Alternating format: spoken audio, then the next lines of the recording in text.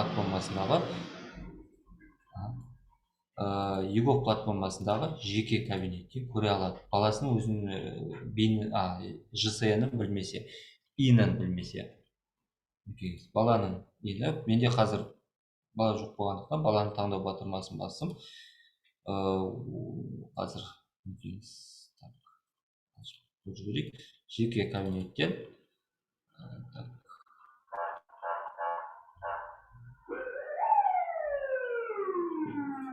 кез келген біреуін алайын. Егер бала 6 жасқа немесе білім беру ұйымына сәйкес болмаса, сіздің балаңыз мектеп жасынан аз дейді. Мен ешқандай өтініш бере алмаймын. Келесі қадамды көрсете алмаймын. Сіздер де мектепке баратын бір балдардан ИН-ін айтып жіберсеңіздер, өз тараптарыңыздан микрофондарыңызды қосып, ИН айтып жібересіздер ма, білсеңіздер. Құрметті қатысушылар, мектеп жасына толатын немесе 7 жасқа дейінгі бір баланы ИН айтып жіберіңіздер. 6 жасқа толған балдар болса айтып жібересіздер ма? Келесі қадамды көрсетесіздер. 1609 016 00089.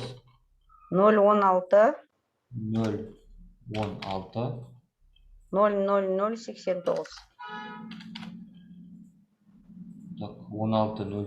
016 0089. Ақаш табылған жоқ дейді. 03. Иә, салып тұр ғой, Ақаш бөлімде бұндай бала сіздің балаңыз емес деп шығып тұр. Заңды қорғаушысы мінекейіңіз. Өтініш заңды өкілдің несі көшірмесі өтініш туралы мәліметтер аймағын таңдайды. Ата-ана Қызылорда облысы, ауданы, мысалы, любой бір ауданнан өтініш бере алады. Мысалы, Арал ауданы, Қызылорда қаласы әкімдігі, жалпы білім беру. Түзету болғандықтан маған қазір 3 мекеме ғана шығып тұр. Көріп тұрсыздар ғой. 6-шы, 5-ші, 7-ші. Одан кейін қалаған оқу тілі қазақ тіліне. Мына жерге уже астыңғы осы тармақтардың барлығын толтырғаннан кейін автоматты түрде жүктелу батырмалары шығады. 3 құжатты жүктеу батырмасы шығады. Біріншісі бала денсаулық паспорты, екіншісі 63-ші формасы, төртінші 3-4 суреті. Одан кейін ата-ана барлық файлдар жүктегеннен кейін мен ұсынылған деректердің дұрыстығы үшін жауапкершілікте боламын деген батырмаға басуы міндетті. Одан кейін мен қызмет көрсетудің сыртқы жүйеден алынған және жеке деректерімді пайдалануға келісемін. Ол деп отқанымыз сіздердің пайдалануыңызға келісіп тұр бұл ата-ана. Содан кейін сұрау жіберу және қол қою процесіне көшеді. Ол жерден ЭЦП кілті арқылы немесе Digital ID арқылы қол қойып сіздерге жібереді. Осы өтініш келді дейік. Келгеннен кейін сіздерге es.iap.kz платформасына келіп түседі. Ең бірінші ол сіздердің басшыларыңызға келеді. Одан кейін басшыңыз орындаушыға жіберуге болады. Немесе басшының логин паролі сіздерде болатын болса, сол жерде орындасаңыздар болады. Орындаушыны орындап, басшыға қол қоюға жібереді. Басшы өтінішпен танысып, қолын қойып мемлекеттік қызметті аяқтайды. Енді Тимур es.iap.kz платформасына кіру бойынша логиндері жаңа логин алу керек болып жатқан жағдай болатын болса, бір тізіммен бүгінгі жұмыс соңына шейін жіберіп қойыңыздар. Тимур жинақ негізінде маған жіберсең, мен министерствоға жіберемін. Жаңадан логин алуға, қай логин ашылмай жатыр, нелерің бойынша көрсетіп берсеңіздер себептерін. Мысалы, бізде қазір мен білетін 176-шы мектеп біраз ай болды, бір айдан асып кетті. Жүйеге кіре алмай жүр. Техникалық қызметтен де көмек жоқ қазіргі таңда.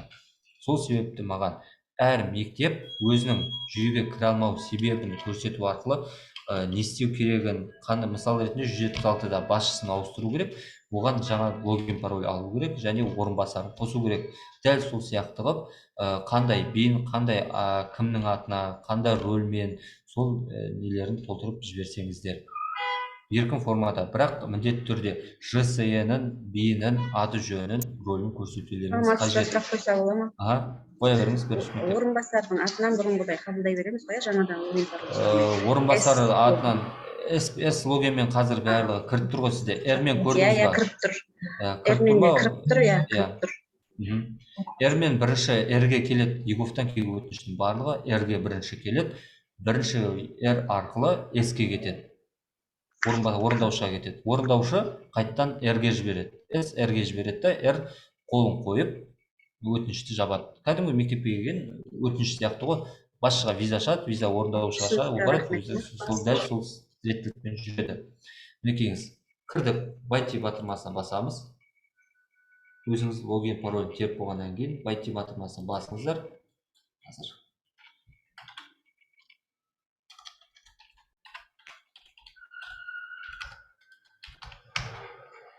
Жүйеге кірдік. Жүйеге кірген кезде сіздің жоғарғы жағында автоматизация услуг немесе мемлекеттік қызметтердің автоматтандыру жүйесінде төменгі жағында сіздің мекемеңіздің аты жазылып тұрады. Көрсетіп жіберейін, сөйтіп осы жерде сіздің мекемеңіздің аты жазылып тұрады. Егер жазылмаса, сіздің жеке кабинетіңізді тексеріңіздер. Жеке кабинетіңіз деп отқанымыз ол Жәнібек Мұнақбайұлы деп тұрады. Профиль ішінде барлық деректемелер орналасады. Қай уақытта кірдіңіз, кім, қандай рөл бойынша таңдалған соның барлығы тұрады.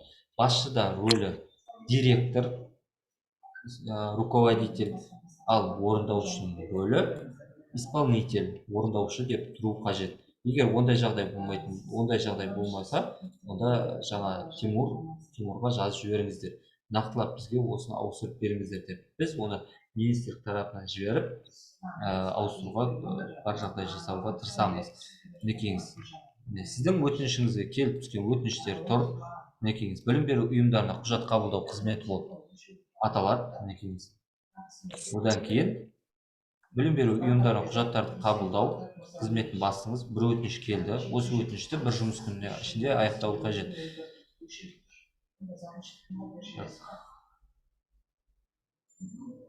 70-ші Некеңіз. Айтып отқанымдай, өтініш беруші туралы мәлімет алдыңызда тұрады. Ол аты, жөні, тегі, туған күні, телефон нөмірі, емайлы. Одан кейін мекенжай анықтамасын сұратпайсыздар. Сіздердің алдарыңызға автоматты түрде мекенжай анықтамасы орналасады. Нақты мекенжай деректемелері. Қызылорда қаласы, Арал ауданы, Жақсылықов, осындай үй, осындай клуб, басқа деректемелер. Одан кейін жеке өтініш берушінің жеке бас куәлігі туралы мәліметтерде алдыңызда тұрады. Өтінім беру кезіндегі мекенжай деректемесі басқа жақта тіркеліп тұрады. И временный регистрациясы бар болса, осы жерде көрсетіліп тұрады. Нақты мекенжайы тіркелген, уақытша тіркелу мекенжайы. Одан кейін өтінім туралы мәлімет, өтінім түріне мұқият болыңыздар. Өтінім түрінде мектепке құжат қабылдау, мектеп арасында ауысу, тасымалдау, лагерге жолдама, сол тәрізді өтінім түрі көп. Бұл мемлекеттік қызметтің ішінде өтінім түрі көп. Сол себептен аса мұқият болыңыздар. Былтыр ата-аналар мектепке қабылдаудың орнына ауысу деп біраз ата-ана жіберіп қойған. Ол мектепке қабылдау мемлекеттік қызмет болып аталмайды, ол мектеп арасында ауыстыру болып есептеледі. Өтініш түріне аса мұқият болыңыздар. Өтініш беруші балаға кім болып табылады, оқу түрі қандай, қай елді мекеннен, қай білім беру ұйымына тапсырып тұрғанын, қай сыныпқа барғысы келеді, соның барлығы көрсетіліп тұрады осы бағыттарға. Одан кейін туу туралы куәлік салынбайды деген себебі, мінекейіңіз, бала туралы негізгі мәліметтер сіздің алдыңызға шығып тұр. Одан кейін баланың ата-аналары кім екені сіздердің алдарыңызда тұрады. Ата-аналар туралы деректер, анасы және әкесі. Одан кейін баланың білімі туралы мәлімет. Мысалы ретінде бала Еговта қазір 130-ші мектепте тіркеліп тұр, немесе 0-ші сыныпта тіркеліп тұр, ол жүйеге кері әсерін тигізуі мүмкін. Ертеңгі уақытта белгілі болады, оған ешқандай жауап бере алмаймыз. мінекейіңіз 9 сыныпта тіркелген, А сыныбында оқиды, күндізгі 1-ші ауысым. Одан кейін өтініш беруші сізге келісім беріп тұрмын. Мен сізге осы ақпараттардың дұрыстығын растаймын және керек қажетті үшінші тұлға көруіне рұқсат етуі. Үшінші тұлға ол сіздер болып табыласыздар. Өтінімді өңдеу үшін жауап түрі тұр. Жауап түрін таңдап, төменгі жағында батырмалар орналасады. Оң шешіммен, теріс шешіммен, немесе жүйеден шығу. Оң шешіммен десеңіздер, сіздер оң шешім жауап беру тармағына көшесіздер. Теріс шешім десеңіздер, теріс шешім тармағына жауап өтесіздер. Мысалы, толық нұсқаулық, пайдаланушы бейне нұсқаулығы қарастырылған. Мемлекеттік қызметтер бойынша сіздердің оң жақ бұрыштарың, сол жақ бұрышта нұсқаулықтар бөлімі, пайдаланушының бейне нұсқаулығы бар. Оның ішінде жиырылып көрінбей тұрады. Мемлекеттік қызметтердің бейне нұсқаулығына кіресіздер. Одан кейін білім беру ұйымдарына құжаттарды қабылдау және оқу қабылдау қызметі бойынша. Қазір енді демонстрацияны тоқтатып, қайтадан қосайын. Дыбысын шығаруға. Совместный қосу. Қайырлы күн. Бұл видеода білім беру ұйымдарына құжаттарды қабылдау және оқуға қабылдау. Оң жақ жоғары бөлімде профильмен танысалар, екі тілде қолжетімді. Негізгі бөліктерін қазір Тимур чатқа өзіңе салып жіберейін. Мектептерге әкеп видеоны жіберерсің, танысып көрсін. Қазір жүйеге кірамай отқан мамандар.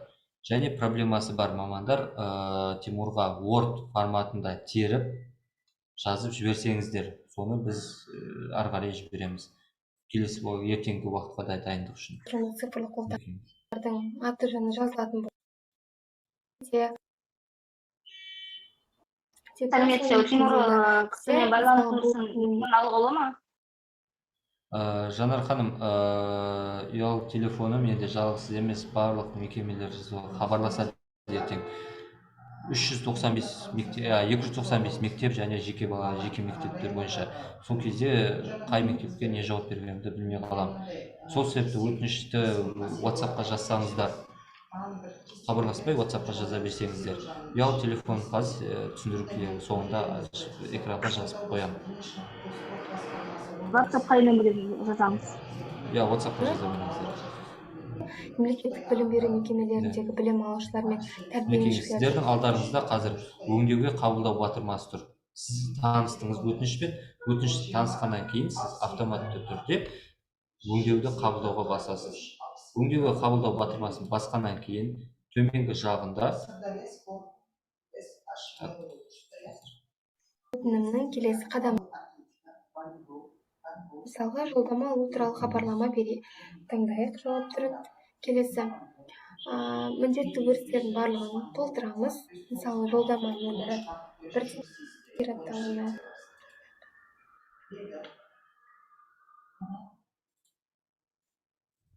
Міндетті түрде сақтау батырмасын басамыз. Түрін жаңа бейненұсқаулықта көрсетілгендей түрін таңдайсыздар. Себепті бас тарту немесе оң шешім беру. Ол деп отырғанымыз төменгі жағында да тұруы мүмкін. Екі жүйелі некеңіз. Оң шешіммен өңдеу, теріс шешіммен өңдеу сияқты 2-3 батырма тұрады. Оң шешімге өңдеу батырмасын бассаңыздар, жаңағыдай автомат түрде астына өтінімді өңдеу тармағы өз кейпін өзгертеді.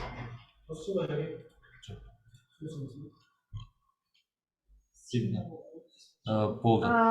Некеңіз енді теріс шешіммен өңдейді.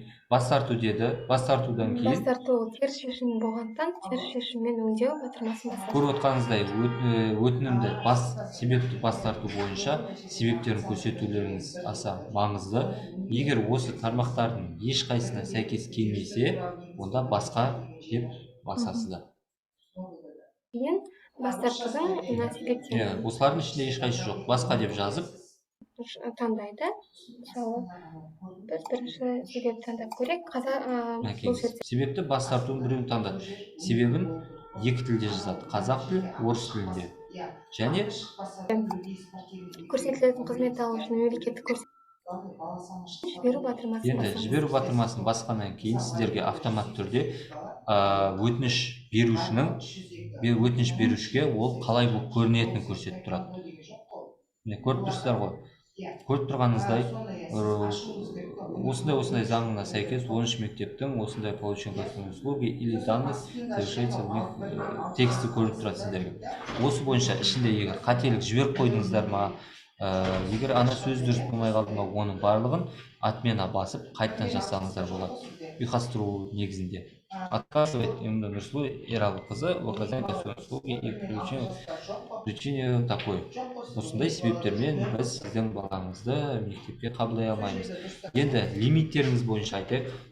Бұл жерде Енді мектептегі Smart National лимитті өзі автомат түрде реттейтін болатындығын қазір өздеріңіз ретке келтіресіздер.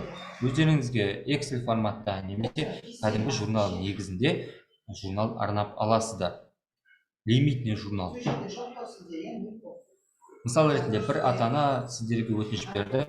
Сол өтініште мысалы сізде 100 орынға резервке 25 оқушыңыз бар, нөлевойда соған ұстап қаласыздар, 75 орынды қабылдаймыз.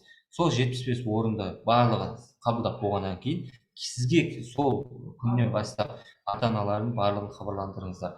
Біз сіздің балаңызды қабылдадық, бір айтып шығыңыздар. Сіздерге келіп, ол ата-ана құжаттарын өткізіп, келісімшарттарын қол қойып, тағы іс-әрекеттеріңізді аяқтайсыздар. Содан кейін барып, қалған өтініштерге теріс шешім қабылдау керексіздер, жіберу керексіздер. Себебі біздің білім беру ұйымында сіздің балаңызды қабылдауға орын жоқ, мысалы.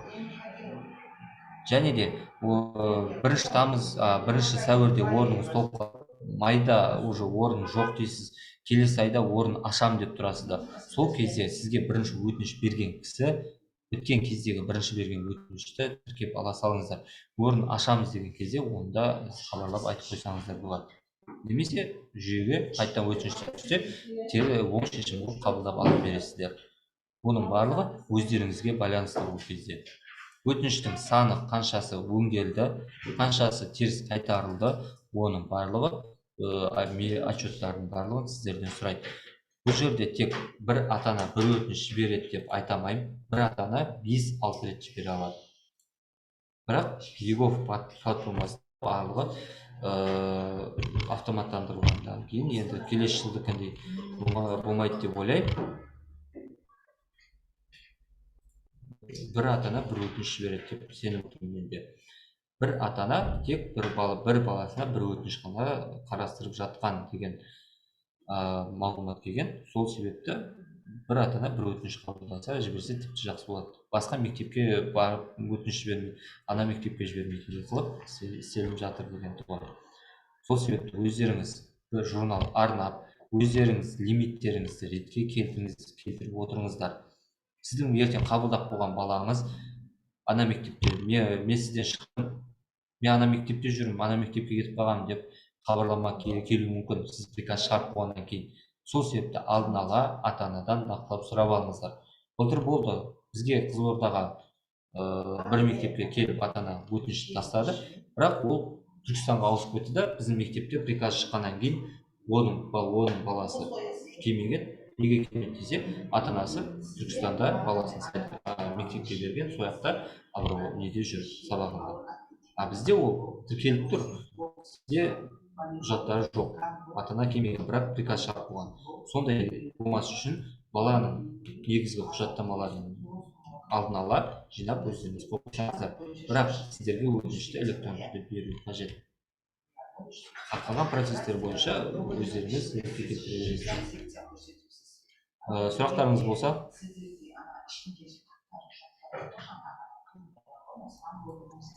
Менің сұрағым бар еді, үшінші мектепте. Айта беріңіз. Сіз жаңа айттыңыз, мектеп, гимназия, лицейлерден басқа мектептер жаңағыдай не? Жалпы балаларды ала береді, экзамен, имтихан деп. Сол бізге де қатысты ма, жоқ мамандандырылған мектептерге ма? Жоқ, мамандырылған мектептер, гимназия, лицейлер имтихандармен қабылдай бересіздер. Олардан, одан басқа мектептер деп тұр ғой, приказда тұр. Солардың барлығы ешқандай емтихансыз қабылдайды. Түсу емтихандарсыз. біз сонда ана желілерге жарияладық қой, бірінші сыныпқа бала қабылданады деп, соған біз емтихан арқылы қабылданады деп жариялауымыз керек па? Гимназия, лицейлерден басқа мектептердің барлығы балаларды мектепке еш түсу емтихансыз қабылдайды. Гимназия, лицейлерден басқа мамандандырған да бар ғой оның ішінде. Ал қалған білім беру ұйымдары Жәнібек, Аха. лицей гимназияларға емтиханмен қабылдайды деген оны әлде нақтылайық. Өйткені оны ана жылы емтихансыз қабылдаған, өйткені бірінші. Емтиханға қабылдауға приказды ашып отыр мінекейіңіз. Былтыр июльде, 30 июльде толықтырылды 9-7 тармақпен деп көрсеткен ғой бұйрықта. Соны енді түсіне алмай отырмыз да, мысалы балалар құжатты тапсырады, оны бір күннің ішінде біз қабылдауымыз керек, қабылданған жоқ деп. А оны қай уақытта біз емтихан аламыз? Хабарландыру жібересіздер, сіздің балаңыз келді деп.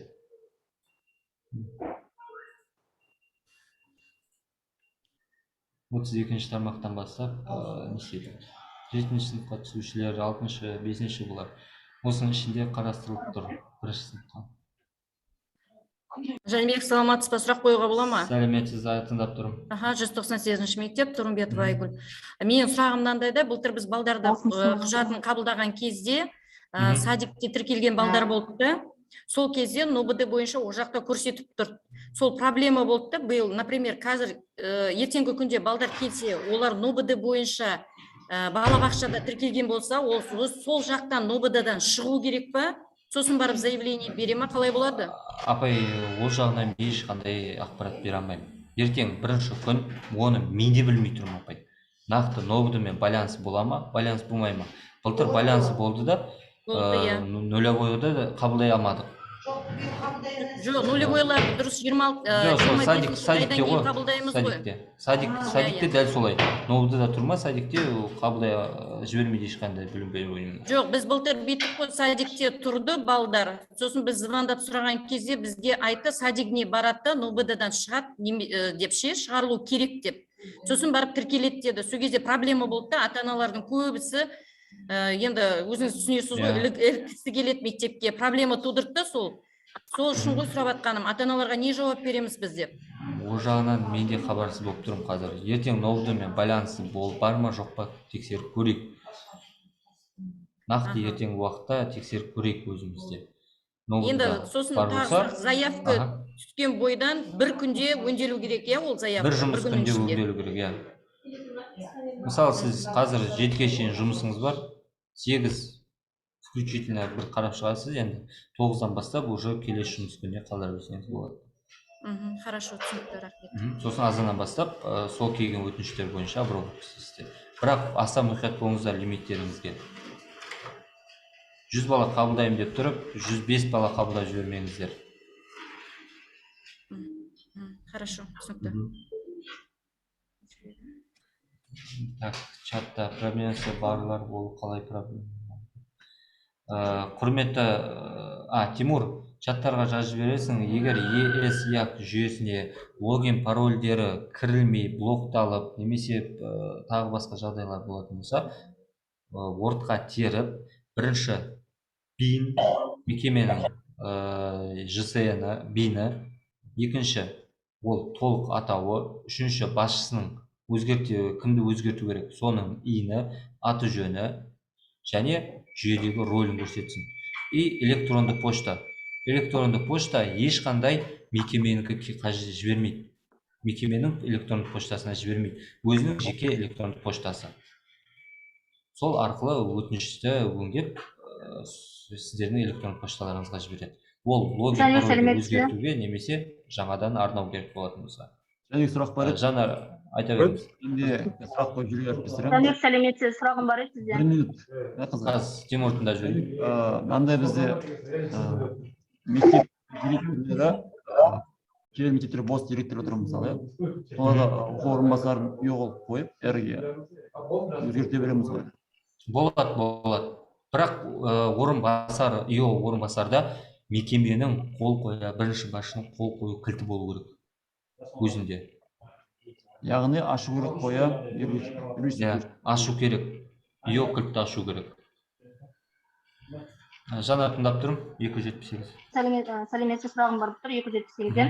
Жаңағы 6 жас садиктегі балдарды қозғады жаңа бір мектептен апайымыз. Сол жаңа бүгін бізге бір ата-ана келді, балам садикте деді, дәл қазір уақытта. Ертең 1 сәуірден сіздер қабылдайтын болсаңыздар, мен құжатты әкелу керекпін, сонда мен балам садиктен шығарып келе берейін ба дейді. Сосын мен айттым, ол кісіге садикте бала енді ол болу керек қой оған дейін. Бірден қазір бізде сағ өтпейді ол балаға. Сосын айтқанмын, садикте болай берсін. Былтырлары садикте 25 майға дейін баланы ұстады балабақша. Содан кейін нобыдан шығарды ол кісілер.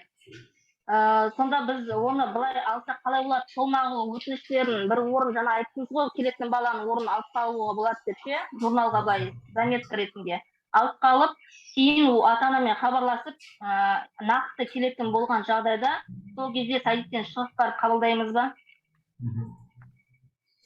Жанар, мен бұл сұрағыңызға мен тағы да айтамын, нақты жауап бере алмаймын. Ертеңгі уақытқа қарастырайық, нобдом интеграциясы болса, онда қабылдамайды.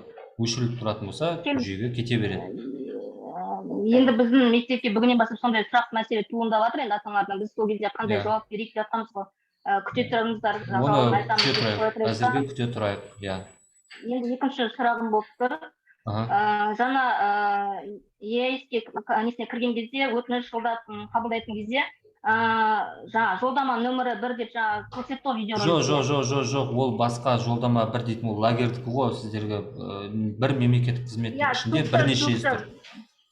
Жоқ, біздікі басқаша болады. Бізде бұйрықта бір нөмір болып тұрады, тіркеу өтініш нөмірі ма? Сондай болды ғой. Сол кезде мысалы маған ертең Құдай қаласа бірінші балам келіп тұрады, баламды тіркеймін. Сол кезде бірінші балаға 1 деп берем ғой номерін, иә? Иә. Сол 1 деген номерін, жаңа мемлекеттік қызмет стандарт бойынша өтініштер бар емес па? Соның қолхат нөмірі де 1 болып кете бере ма? Сосын бұйрығымыз да 1 бола ма? Жоқ, ПЭП нөмірі дейтін болады жоғары жағында. ПЭП нөмірін жазасыздар. 10-нан басталып, 12 сан ба, 15 саннан, 16 саннан тұрады. Сол санды жазасыздар өздеріңізге. Электронды, иә. Егуфтан келетін нөміріңіз. 1-ден 10-ға шейін емес, өздеріңізге ыңғайлы нөмір бересіздер. О, ПЭП нөмірін өздеріңізге тіркеліп алыңыздар. Ертең аяқтан іздеп жатқан кезде ПЭП нөмірімен іздей бересіздер порталдан. Шексіз нөмір кете беруге бола ма? Ау? Шексіз кетуге бола ма нөмірлер? Бірден бастап. Оны өздерің шешесіздер. Бұйрық нөмірін өздерің шешесіздер. Бірақ ПЭП нөмірін міндетті түрде жазып алыңыздар журналға. ПЭП нөмірі деген ол бөлек болады, иә? Егуфтан келген өтініштің өзінің жоғары жағында тұрады. Сосын тағы бір сұрақ болып тұр, лимитке орын алып қою жөнінде оны қалай жасаймыз, алдын ала заявка береміз ба? Жоқ, заявка бермейсіздер. Мысалы, сіз 100 орын ашамын деп тұрсыздар. Сізде қазір нөлевойда отыр. Солардың барлығы барам дейді ғой сізге. Соларға орын алып қалыңыздар. Содан кейін 75 орын қалды сізде. 25-і занят, 75-ін қабылдаңыз да, 25-ін қосып жібересіз. 100 болады сонда. Тағы да бір сұрақ болып тұр. Жаңағы ертеңнен бастап 1 сәуірден бастап 1 қыркүйекке дейінгі туылған балаларды, 6 жасқа туылған балдарды қабылдаймыз ғой, заңы бойынша. 1 қыркүйекке дейінгі 6 жасқа толатын балдарды қабылдай бересіз. Енді 1 қыркүйектен кейінгілерді ата-ана өтінішіне байланысты. 1 қыркүйектен кейін, мысалы, желтоқсанның 25-і, я желтоқсанның 31-іне толатын бала болса, ол бала 5-те болады. Ол бала 5-те болады ол кезде. 5-те болады, я. Сол кезде 6-ға толады ғой, мысалы, декабрдің 31-і дейік, жылдың бітетін уақытында, бала 6-ға толатын жағдайда ата-ананың өтініші бойынша қабылдай береміз ғой. 1 қыркүйекте қабылдай бересіз, бірақ ата-анадан келісім алуыңыз керек. Мен баламды оқытам деген. Сол дәл сол еркекпен. Одан бөлек.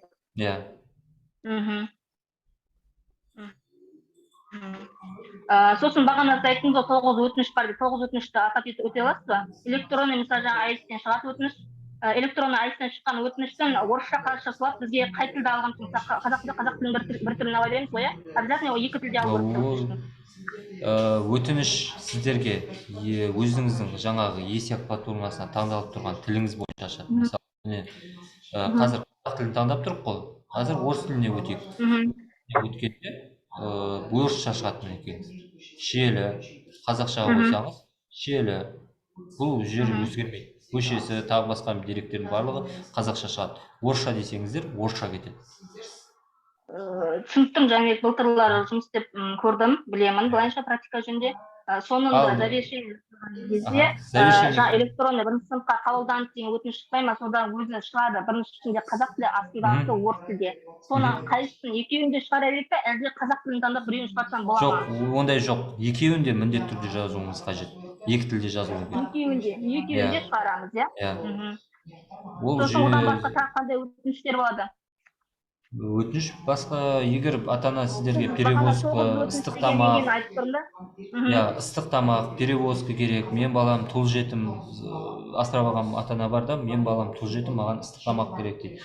Алыс жақта тұратын ата-ана маған перевозка деп галочка қою мүмкін, ондай мүмкіндіктер болып отыр. Солардың барлығын қарастырасыздар. Мен сізге перевозка ұйымдастыра алам, ыстық тамақ ұйымдастыра алам деп астына галочкаларын қоясыздар. Галочка тұрады. Сіз ұйымдастыра аласыз ба? Жоқ деген. Әлеуметтік жағынан. Ата-ана үйден отырып, өздерінің құжаттарын сканерлеп жүреді құжатын. Құжаты дұрыс болып шығады, қол қойып ашып, завершение жасаймыз ғой. Сол кезде ата-ананың данный телефонда тұрады, алдын ала хабарласып, біз баламызды қабылдадық деп жатамыз ғой. Өйтіп жасаңыз да болады. Келіп олар бізге түпнұсқа құжаттарын тапсырып кетуі міндетті. Құжаттарын алып қалсаңыз, жаңа айтып отырмын ғой, самый главный баланы жіберіп аласыздар. Мынандай жағдайда болған былтырлары. Біздің мектепке құжатын бәрін әкеліп тұрады, біз тіркедік, кәдімгідей өтінішке бәрін қол қойды, электронды АИС бағдарламасы болсын, ЕГОВтан бәрін өттік, бәрі жақсы деп қабылданып қалған баламызды. Мен ойланып қалдым, мынандай жерге көшіп едім, мекен-жайым болса бізге қатынауымыз қиын деп, басқа мектепке ауысатын бұл жағдай болып қалған кез болды. Сол кездерде біз... Жанар, микрофоныңыз өшіп қалды.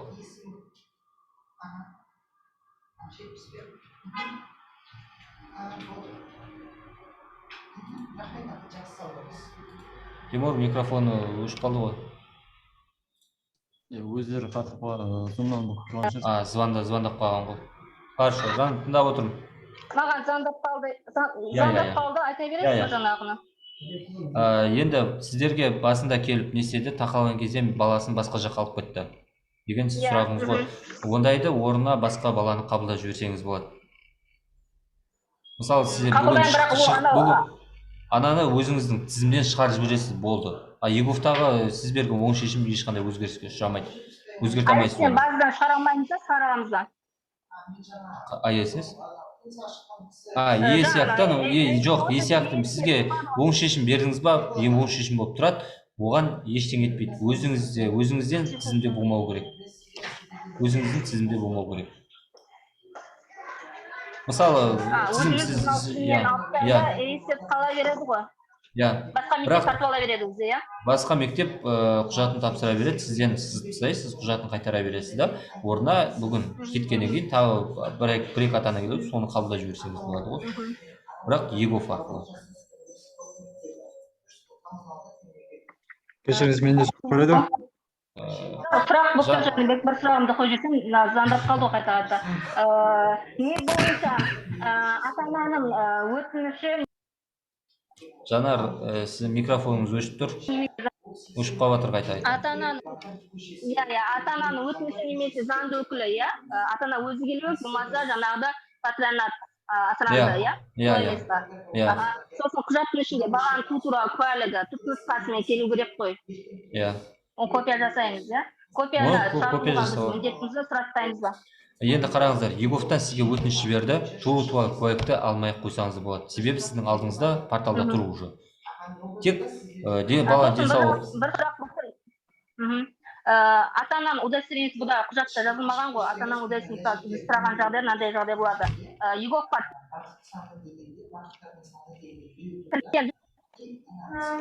енді ата-ананың ЕГОВқа тіркелмеген жағдайда біз удостоверение шығартып видео порталымен сол кезде не істегеніміз, нөмір тіркегеніміз сондай кезде сұратуға бола ма? Жоқ. Жеке куәлік ешқандай деректемелерін сұрата алмайсыздар, электрон түрде жібересіздер деп тұрған сол себепті. Электрон жіберген кезде мекен-жайы, жеке куәлік туралы ол ата-анасының мамасының емес, папасынікі де шығып тұрады. И только сол және бала туралы барлық деректеме тұрады. Тек 3-ақ дерек қана, құжат қана сұрата аласыздар. Бала денсаулық паспорты 63 2-де 3-4 суреті болды. 3-те 4 суреті 2 дана. Вот, одан басқа дерек сұратпайсыздар. 63-ін, жеке куәлігін, көшірмесін, тағы басқаларын өздеріңіз білесіздер. Бірақ мемлекеттік қызметтердің қабылдаған туралы анықтамасына қоспайсыздар. Бірақ енді нақты керек деп атсаңыздар, порталға кіріңіздер, ата-ананы тауып алып, жеке деректемені барлығы тұрады алдарыңызда. Қай жақта тұрады, қай мекен-жай соның бәрі. Жоқ, оны ата-ана удостоверениеге керек емес, ол жаққа баланың негізі. Еговқа тіркеле алмай атады ғой ата-ананың нөмірі, бұрын ұстамай кеткен нөмірде болып қалды. Сол кезде ол кісінің удостоверениесі керек болады. Еговтағылар ол шын адам ба, шынайы деп удостоверениесін көрсетіп, видеоның звонокпен звондап тіркеткен кездер болды. Оларға қажет. Сол үшін ата-ана екі жағдайда біз мектепке келіп жүрмеу үшін ата-анадан удостоверение сұратай берсек бола ма? Егер де ертең мына мектеп сұратып жатыр деген жағдай болып қалмасын деп жатқаным ғой. Жоқ. Ешқандай ата-ана өзі келмесе удостоверение сұратпаңыздар. Ата-ана өзі келді сізге, егер өзі келіп тұр, мен Еговқа жібере алмай жатырмын, көмектесіңіздер дейтін болса, сол кезде өз-өзінің қызмет көрсету борышына отырғызып, удостоверениесін көрсеткізіп, ЭЦП-сын алып беріп, тіркетіп, операциясын жасап жіберіңіздер. Ал удаленно отырып, бүйтіп істемеңіздер. Жасау керек, жасамау керек. 079 деген анықтама қандай анықтама екенін біле аласыздар ма? Бізге жаңадан қосылды биыл. Биыл деген 060 пен 026 анықтама болды денсаулық жағдайым туралы. Бір анықтама қосылып тұр екен 079 деген. Қатысушылар кім біледі екен, мен өзім. Ол 079 деген анықтама, эпидокружение чистое деген педиатр береді, участковый врач. 063 емес, биылдан бастап 065 болып өзгерді. Біз бірінші поликлиникадан білдік. Ол прививкалар жайлы анықтама. Прививка, 026 денсаулық. 026 деген бала паспорты. А 079 деген эпидокружение чистое деген справка береді поликлиника сол. Здоров деген ғой, иә? Здоров деген. Бұрындары былтыр 026-ны бала сол здоров деп справкасын солай айтылды да, сосын біз сұрап атқанымыз, осында бұл үшінші справка қандай справка деп. Біз бірінші поликлиниканың қасында мектебіміз, сондықтан сояқтан бәрін білдік. Рахмет сізге. Жақсы, 128 мектеп сұрағыңыз бар деп едіңіз? Жаңа лимит жайында оқушы, мысалы біз 50 бала қабылдаймыз деп шықтық та, 50 балаға жете алмай қалдық, мысалы оқушы қабылдаушы, 45 оқушы болып қалды. Сол кезде ар жағында 5 оқушыға бола ертең не болмай ма деген ғой, сұрақтар туындап қойып. Ол жағын шеше алмадым. Тимур? Лимит өздері мектептен өзі бермеймін, лимит бергеннен кейін ол мектеп қой, ол шешетін сіздерде. Лимит сіздер бересіздер. Бұл жерде лимит бергеннен кейін, бұл жерде тек қана сіздер болма қолында қолдап тіркейсіздер. Бұл жерде сіздерге лимит беріп, оған толтырамау деген жоқ. Яқта прямо келіп тек қабылдап отырасыздар. Соны сұрайын деп едім, мысалы мен лимит алып тұрмын, 10 класс қабылдаймын 25 баладан деп. Бірақ менің орыс сыныбыма обычно 25-тен көп келеді. Сондықтан сол лимитке қарамай, мысалы орыс сыныпқа 30 бала мен қабылдай алсам, соны қабылдай беруге болады ғой, маған? Мен негізі тек қана бүгін жаққа қалай өтініш керектігін айтып жатырмын бұл жерде. Лимит жақтарын бізде бұдан деген кісі бар, бізде бас маман, бұдан Ерлан деген. Сол кісі жауап береді, дальше қалай лимит болады, қалай жұмыс істеу керек деген. Негізі сол кісі жауап береді бізге. Бірінші қабылдауға құжаттар бәрін сол кісі жауапты. Тек бұл жерде түсіндіріп жатқанымыз баланың ата-ана қалай өтініш беру керек деген түсіндіріп жатыр. Негізгі. Болды, рахмет. Естілмей қалды, лимитке кім жауап береді дедіңіздер? Бізде бірінші сынып қабылдауға бізде бас маман бар, білім қарайтын. Бұдан Ерлан жауап береді. Тек біз программист шақырып, қалай өтінішті қабылдау керек, қалай өтініш беру керек жағдайын түсіндіріп жатырмық. Дұрыс. Бәрін сол кісілер айтып түсіндіреді. сұрақ болып тұр, біз IT мектеп лицей ғой.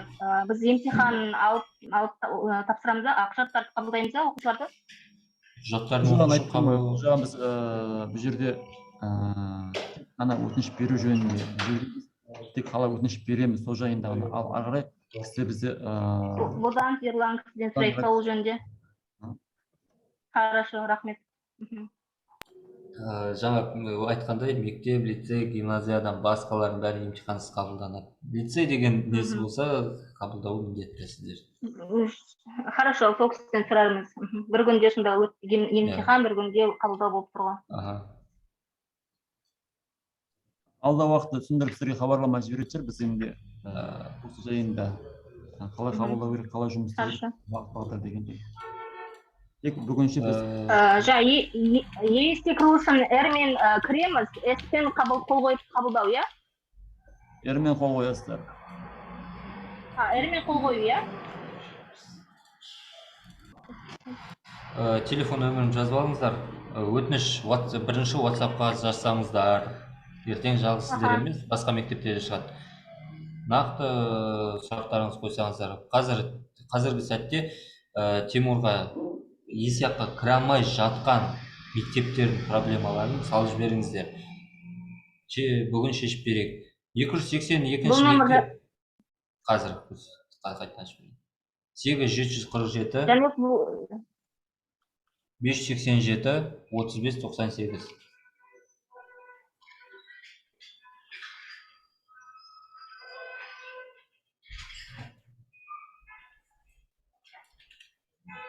Бұл нөмір Жанбек сіздікі ме? Иә, менікі. Чатқа да салдым. Тимур жазып бересің ғой, өздерінің чаттарыңа да. Проблема салдым. WhatsApp деп. Енді тағы сұрақ бар ма?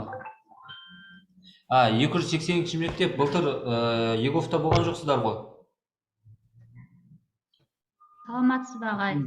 Сәлеметсіз бе? Былтыр лицензиямыз болған жоқ қой, біз сосын бумажный қабылдадық. Биыл барсыздар ма? Бармыз лицензияда. Письмо жібереміз қазір. Ертең Еговтан көріңіздер. 280 мектеп бар ма, жоқ па? Егер Еговта тізіміңіз жоқ болса, Тимур арқылы хат жібере салыңыздар. Оны министрлікке салып жіберейін, Еговқа қоссын деп. Болды. Хатты тезет жібересіздер, өйткені бірінен бастап бала қабылдайды. Бір күнде абыр өткізіп баланы қабылдау керек қой. Лимит қалай ашады дейді 7-ші мектеп. Лимит Еговта ешқандай ашылмайды. Оны өздеріңіз журнал ретінде қоясыздар. Лимитті мектеп директоры іштен келісіп береді. Сол бойынша лимит бересіздер. Литрін, лимитті мұғалім бәрін іштен бумажный қабылдайсыздар. Тек қана Еговпен келген өтінішті қабылдап отырасыздар, оборот істеп. Егер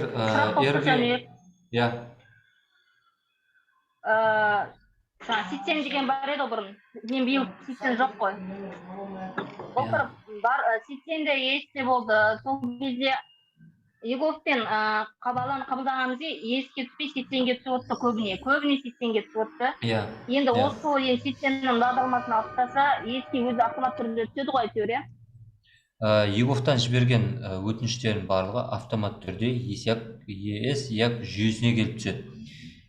Сосын ЕС жүйесіне интеграциялағандықтан Smart Nation'ге автомат түрде переслать етеді ол өтінішті. Smart Nation автоматизация болғандықтан сіздер лимит ашасыздар, сол лимиттің төңірегінде өтініштерді қабылдауға сізге жібереді. Ал ол лимит біткеннен кейін өтініштердің бәрін автоматты қайтаратын болды. Қазір ондай жоқ.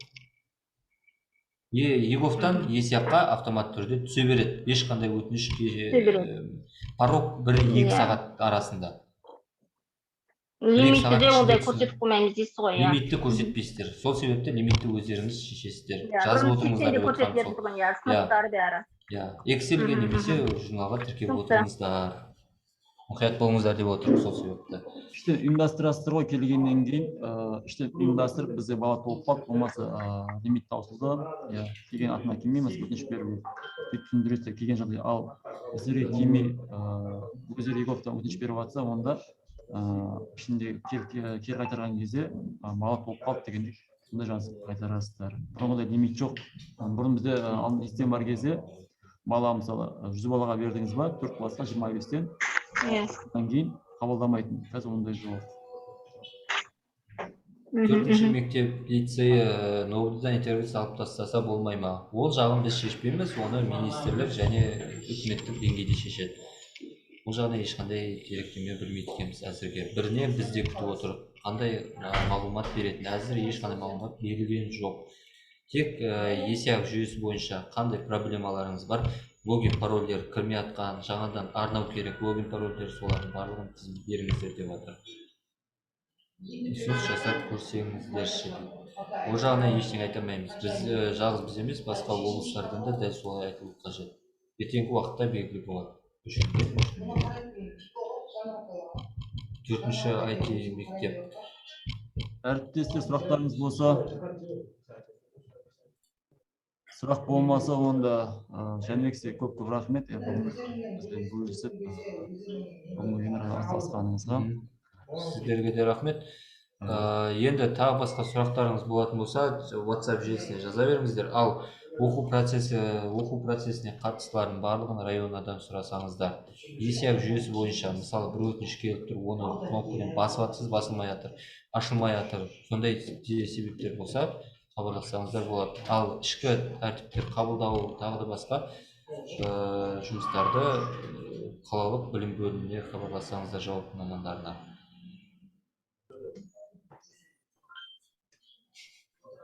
Бары түсінікті деп ойлаймыз, алда уақытта хабарласамыз, хабарласып, қателіктер болсын немесе қосылмасыңыз хабарласып, жіберіңіздер, болмаса хабарласыңыздар. Басқа сұрақ бар ма? Онда қатысқандарыңызға көп рахмет. Алда уақытта бәріміз ұжымдасып, осы жұмысты бітірейік. Жақсы, сау болыңыздар. Жақсы, көріскенше сау болыңыздар. Жақсы.